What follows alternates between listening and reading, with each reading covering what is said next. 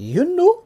Kita nyo naman. Hi guys, so for today's video nga, mag-exam na naman tayo. Exam lang tayo ng exam, hanggang makuha natin yung mga licenses na mga gusto natin para makapagtrabaho tayo sa mga trabahong gusto natin. Share ko nga pala yung story nito bago ako mag-exam. Yung tropa ko nga pala ay nagtatrabaho sa isang agency. Tumawag siya sa akin at nagaya kung pwede daw ba ako na magtrabaho sa hotel. Sabi ko naman, wala pa akong license dyan kaya hindi pa pwede ngayon. Nagkataon naman na sa sobrang busy ko hindi ako nakakapag-review. By the way, nagbayad nga pala dito ang aking tropa. Nasa almost 3,000 pesos nga pala yung binayad niya. Ako yung nag-register, so syempre ako yung mag-exam, so kailangan yung mga personal information ko, ako yung maglalagay. Pero katulad nga na sinabi ko kanina, hindi ako yung nagbayad. Gusto kasi ng tropa ko makapagtrabaho din ako sa hotel. Nagkataon nga lang wala pa akong license kaya hindi ako pwede makapagtrabaho doon. Reserve ko nga pala itong exam 2 weeks ago. Nga lang nagkataon napaka-busy ko, may trabaho ko sa umaga, may trabaho ko sa gabi. At dumating na nga itong araw na to. Sabi ko sa sarili ko, for experience lang, pumasa man o hindi, pero sa sarili ko, palagay ko hindi talaga ako papasa dito. Gawa na laging wala akong time sa pag-review. Siyempre pag uwi natin, pagod na rin tayo. So ito na, fast forward. Nakarating na nga ako dito sa venue. Nagkataon na yung tatay-tatayan ko sa Japan, may gagawin din sa labas, kaya sinama na rin ako, hinatid na rin ako sa train station. At pagdating sa train station, so solo ko na, wala akong ibang gagawin kung hindi magtanong lang na magtanong para makapunta dito. More or less, mga 7 to 8 stations lang, tapos isang Norikay lang or change trip. At paglabas ko nga mismo dito sa may train station, kung saan nandito yung area o yung venue ng aking pag-examan, napakaaga ko nakarating. Lagi kasi akong ganun. Kung first time ko na pupunta sa lugar, lalo na dito sa Japan, hindi naman natin gamay dito, lagi kong inaagahan ang pagpunta. Alauna pa nga lang ang exam at nakarating ako dito ng alas 9 ng umaga. O diba? Walang review yan pero excited. Ito na nga at may time pa, pumunta ako sa Mr. Donut. Order na ako ng kape na pampagising at syempre ang donut na pampatamis. I mean, kahit pa paano meron tayong matamis sa utak natin. Pamparelax kumbaga. Di ko alam ba't di ako kinakabahan. Siguro sa sarili ko, nasa utak ko na hindi talaga ako papasa ngayon. Dahil pagbukas ko dito sa reviewer ko,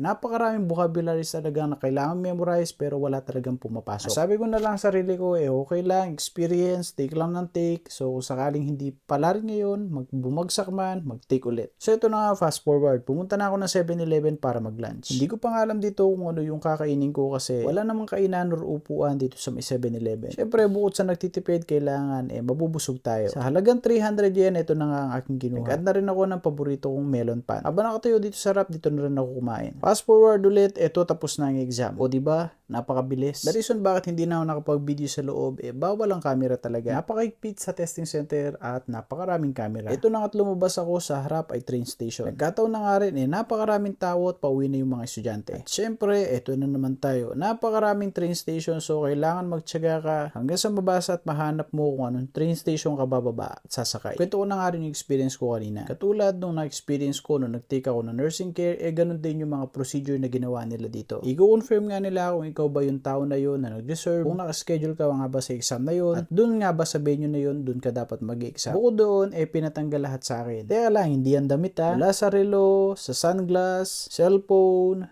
bag, kahit yung mga bagay sa bulsa ng pants ko ay pinatanggal. Ang natira lang sa akin yung alien card ko, yung susi ng locker, yung malit na papel kung saan nandun yung examine number ko at nandun yung number ng computer kung saan ako mag-exam. By the way, CBT nga pala yun or computer-based test. At ang in-exam ko nga pala ngayon katulad nung nasabi ko kanina ay accommodation industry. Kung saan ititake mo about sa hotel, paano ka mag-handle ng customer, kung paano ka mag-response, mga gamit sa hotel, or about hotel. So yun yung topic at yun ang exam. At syempre kapag nakapasa doon, malaki yung chance mo na makapagtrabaho sa hotel. Pwede sa Japanese style hotel or Western style hotel. And the reason bakit ako nag-take nito, kahit pa paano meron akong mga choices, meron akong pagpipilian na kung anong trabaho yung gusto ko. Ito nga ay pangatlong license ko na dito sa Japan. Kadalasan ng mga SSW, isa or dalawa lang. And praise God, kasi kahit wala akong review, nakapasa tayo sa exam. Akalain mo yun, di ko talaga expect na sa busy ko at walang review, nakapasa pa rin tayo. Sana nga lang yung makapagtrabaho tayo sa hotel. At syempre, papakita ko ang aking score. Kita nyo naman. Yun lang.